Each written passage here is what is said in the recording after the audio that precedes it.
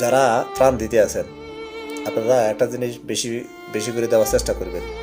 মোমবাতি, বিশুদ্ধ পানি, ম্যাচ লাইট, এই তিনটা জিনিস আপনারা বেশি করে দেওয়ার চেষ্টা করবেন।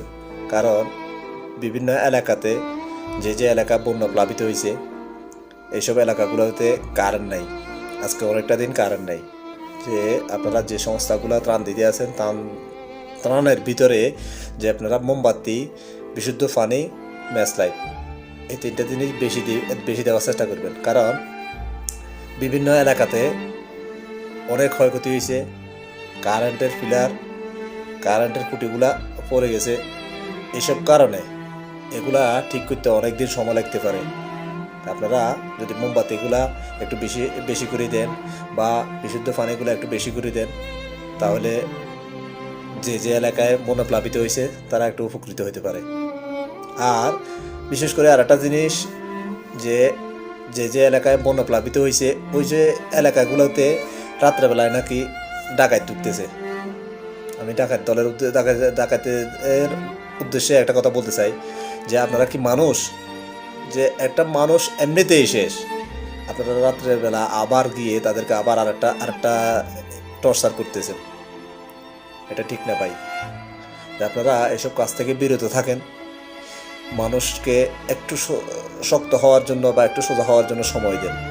আপনারা তো সারা বছরে করতেছেন, যে দ্বিতীয়বার এখন তারা অলরেডি একটা দুর্যোগের ভিতরে আছে, দ্বিতীয়তে আপনারা রাত্রেবেলা যায় আর একটা দুর্যোগের ভিতরে তাদেরকে আর ফালানোর চেষ্টা করিয়েন না। যে আপনারা যে কাজগুলো করতেছেন এটা মানুষের কাজ না, এটা একটা অমানুষের কাজ। আপনারা কি মানুষ না জানোয়ার? আপনারা এই কাজগুলো করবেন না। অন্তত মানুষকে একটু সোজা হওয়ার সুযোগ দেন।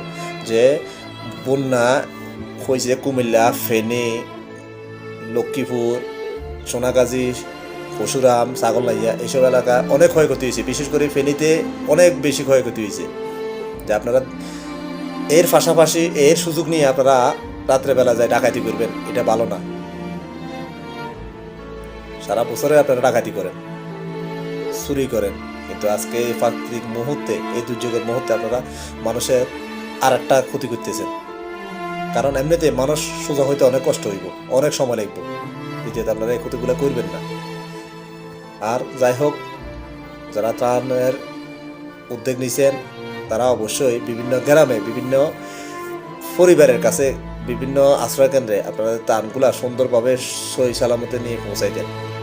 এটা আপনাদের প্রতি অনুরোধ। আল্লাহ হাফিজ, ভালো থাকবেন।